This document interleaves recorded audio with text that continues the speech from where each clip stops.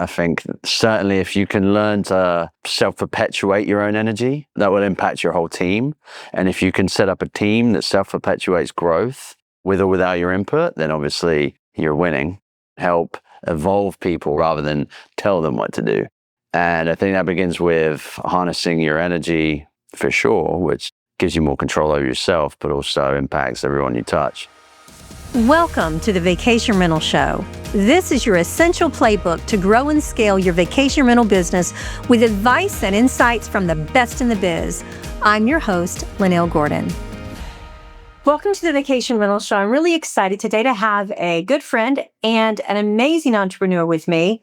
Christian Gissing has been in business for 11 years. He built his business from scratch. It's True North Property Management. That's it. And it's in Traverse City, which is one of those beautiful places in the world if you've never been. And Christian is he's got more energy than I think anybody that I know of. Christian, thank you for coming and talking to us. My pleasure. So what advice would you give property managers who are looking to grow their company? Yeah, for sure. Well, I mean, one of the interesting things about us is we're actually in 4 different countries. Traverse City is our base, where we started, but now we're in multiple different states. We're in Jamaica. We're onboarding like 800 units in Jamaica right now. We're in the UK. We're in Bali, a little bit of Mexico. So I think relative to that, advice that I would give property managers, I mean, in the end of the day, I think you said energy, right? I think certainly if you can learn to self-perpetuate your own energy, that will impact your whole team. And if you can set up a team that self-perpetuates growth with or without your input, then obviously you're winning. So I would ask that question, how can you do that? And I would say that one way you can do that is it all begins and ends with you at the start if you're at the top. And to move from being a manager to a leader, as opposed to, rather than being the boss, be the leader and be the example and help evolve people rather than tell them what to do, right? And I think that begins with harnessing your energy for sure, which gives you more control over yourself, but also impacts everyone you touch. So the first hour of your day, make that a space where you create a system for creating the energy that you want to have throughout the day.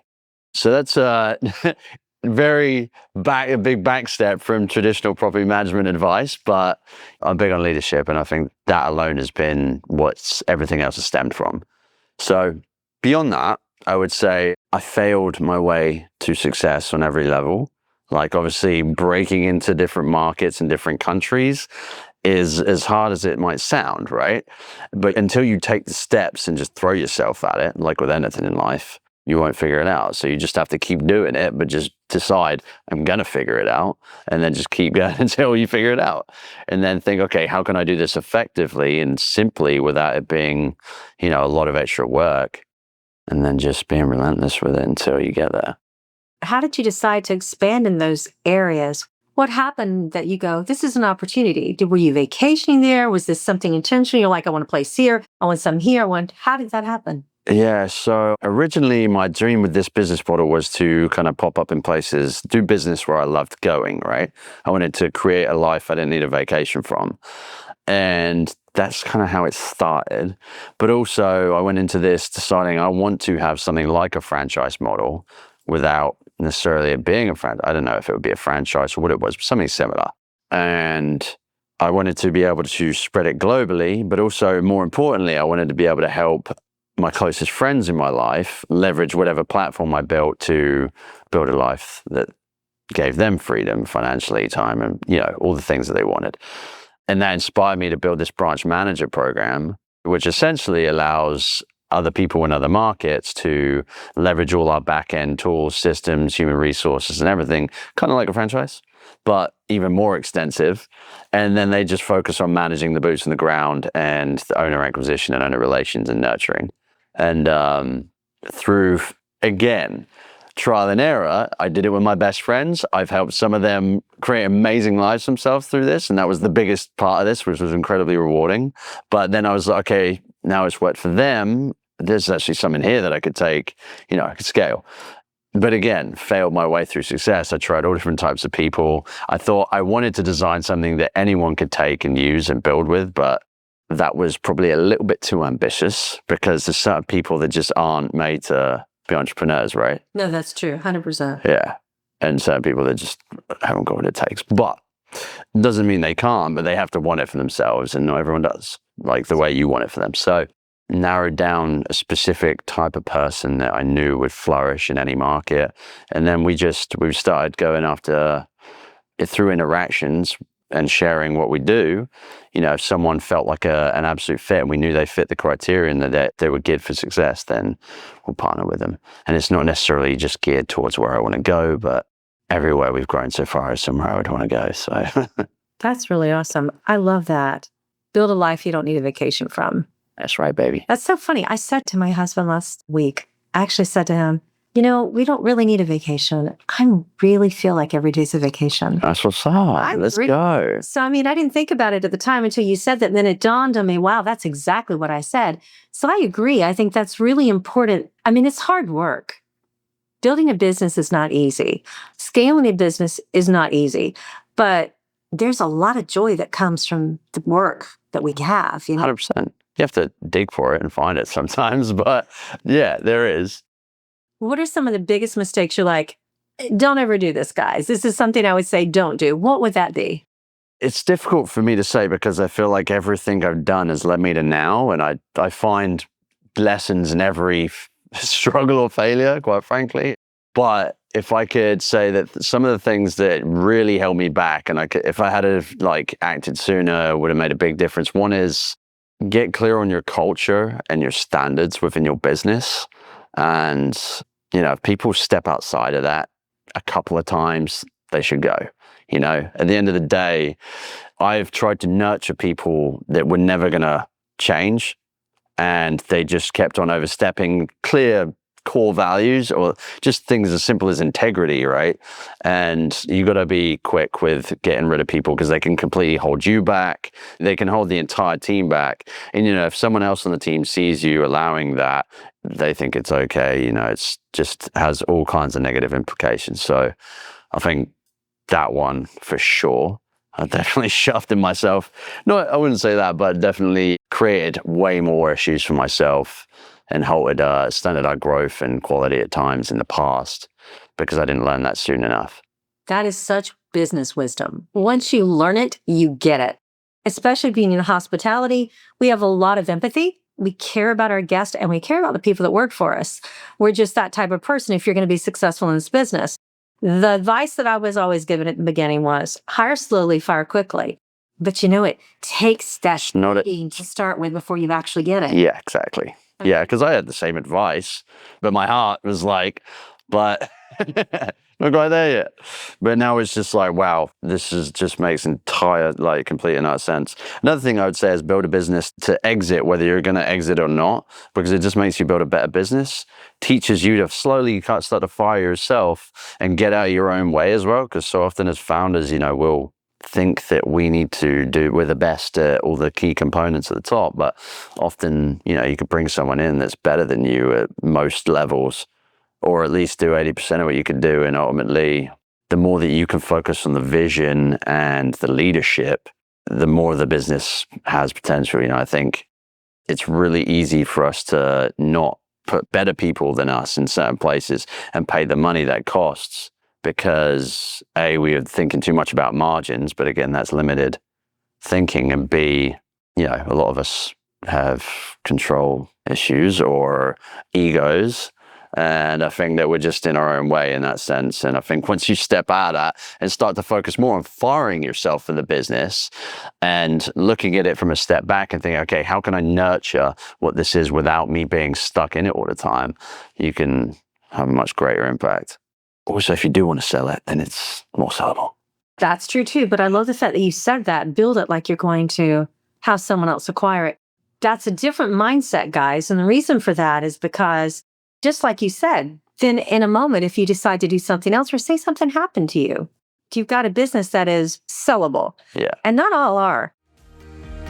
This episode of the Vacation Rental Show is sponsored by RevMax, the premier full-service revenue management system built for vacation rental managers who are looking for a market edge, RevMax offers data-driven tools and services that will increase revenue and drive more profit. Connect with their revenue management experts at getrevmax.com and discover their full-service revenue management solution. You'll be glad you did. You know, we were just talking earlier about stakeholders. If you guys don't know what stakeholders is, it's a really cool company that's being put together that is rolling up property management companies in one, and they're actually selling them to M&A. Like, big M&A won't buy a $4 million company, but they will buy a $140 million company. You know, so putting together those groups that allow property managers to not just sell their company, but to invest in a bigger thing than themselves. And then hopefully in, year and a half, do it again, roll it over. And, it's the same kind of business model as Inhabit when I sold my company. It's a great business model. But that doesn't come along every day. No. And I've had one company that I talked to about it. And the reason I want to say this is because I think as property managers, we should think about exactly what Christian said. I think it's really important that we look at positioning our company to sell, because this company, when we went to do the EBITDA for them, they'd never considered selling their company, number one, second generation. And they were making $350,000 that they were pulling out of their company. That's fine, well and good. There was plenty of money there. But they were loath to put $250,000 of it back for the EBITDA, not understanding that that's a 7X on that. So I think that if someone had told them 2 years ago, think about selling your company, even if you never planned to, running it that way and creating people and processes in place so that you could step away. Exactly. It buys back your time, but also, like you said, you have to build out SOPs. You have to have the right people in place. You start focusing more on your margins. You start focusing on consolidating tech stacks and stuff like that. It just builds a better business, quite simply, if nothing else. 100% it does. Yeah. Whether you exit or not, but just to have that in mind. And then at least you have the option to. You also have the option to grow doing that. Because if you have someone else that's running the company and you're managing it, then you can do like what you've done and expand in all kinds of other markets. I didn't know you were doing that. I'm so impressed. That's great. That has to be, tell me the most difficult challenge for doing something out of the country. I would say it's learning labor force, but honestly, we partner with someone locally that understands that for that particular reason. Probably the biggest thing is figuring out the tax. And again, I've got someone on my team that's amazing that just does it. They figure it out, they implement it, they do it. So, originally before that person was in place, figuring that stuff out was pretty difficult. It was one of those things that a lot of people look at and be like, F that. Because it just dealing with different tax laws in different states is one thing, but then looking at all the laws and taxation in different countries and having to pile that on and then figuring out how to pay owners and staff and stuff like that, vendors in different countries, you can easily look at it and be like, but it's not that complex. And once you figure it out, you figured it out. It's not insurmountable. No. That's awesome. Yeah, I'd say that was probably the trickiest part of it, those two things, but we figured it out. The workforce and the taxation. Yeah. I have friends who do multiple countries who have property management companies, and I often think, how large can you grow? Does it stunt your growth to go, or does it help build your growth to branch out like that? It's all relative, right? Because at the end of the day, if you're focused on one market and there's a lot of growth potential there, sometimes you might say, well, why shift outside of that? And we thought that way, but the way we've done it is where we have a market manager that is completely responsible for that market. It's on them to grow it. So it doesn't take anything away from the core business or core team to continue growing where they're at. That's fabulous. It's all relative. Is there any other advice you'd give to property managers? I would say that, like with any business, make it bigger than you and you'll have a lot more fun. Like for me, I love helping my team grow individually and helping transform their lives and make their lives better and better and better. And honestly, that's what makes me absolutely love being in business, way more than the cash flow or the money or anything like that, because I'm changing lives. And, the more impact I have on their lives, the more impact that has on the lives around them. And, it's just kind of like elevated my vision for what I want to do with the impact I want to have from, or can have from, business or in my life. The more I do that, and it just gives you a sense of fulfillment that, we all seek, whether we know it or not. And it makes it easier to love being in business, especially in a business like property management that can be, just a series of solving problems. Can be quite rigorous at times dealing with people. So on this scale, that's what I'd suggest. So is there anything else you'd like to add? I don't want to stop you if there's something you want to say. The stakeholders thing we're doing right now is super exciting. As you know a lot about it. Ridiculously exciting. Yeah, it's crazy. It's crazy what's happened in a short period of time. It's crazy how that's open. And I don't know if it's open forever, but I know it's open now. Yeah, it is. Yeah, I know the doors are closing on founding partners in the next couple of months. And yeah, the benefits for everyone involved is going to be enormous.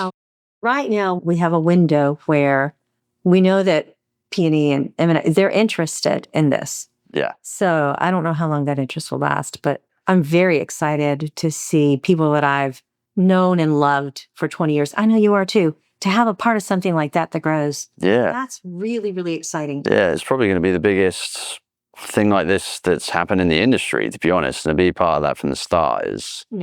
I'm thrilled. Cool. I feel very honored to have been, asked to have been a part of that. That's a real blessing in my life. And the people that are involved are good people. Absolutely. Yeah, I mean, that's the core of why I felt inclined to be vested because, they're just fantastic people, incredibly smart, but also just great people. For sure. And I think that you surround yourself with people that you'd like to become like. When you do that in your professional circle, you notice how smart people are. And you're like, gosh, I didn't know they had that skill set. Yeah. You have a lot of friends that are really smart. We do, I know. We're lucky, eh? So if anyone wants to know more about stakeholders, holler at me or Lynell. There you go. Yeah. How would they reach you? You can email me at christian@grandurgroup.world. Yeah, that's probably the best way. Okay. Well, thank you so much for taking the time to chat with us. My pleasure, sweetheart. This episode of the Vacation Rental Show is brought to you by RevMax. To find out more about how RevMax can help grow your vacation rental business, visit getrevmax.com. Make sure to search for the Vacation Rental Show in Apple Podcasts, Spotify, and YouTube, or anywhere else podcasts are found, and hit subscribe so you never miss an episode. On behalf of the team here at Inhabit, thanks for listening.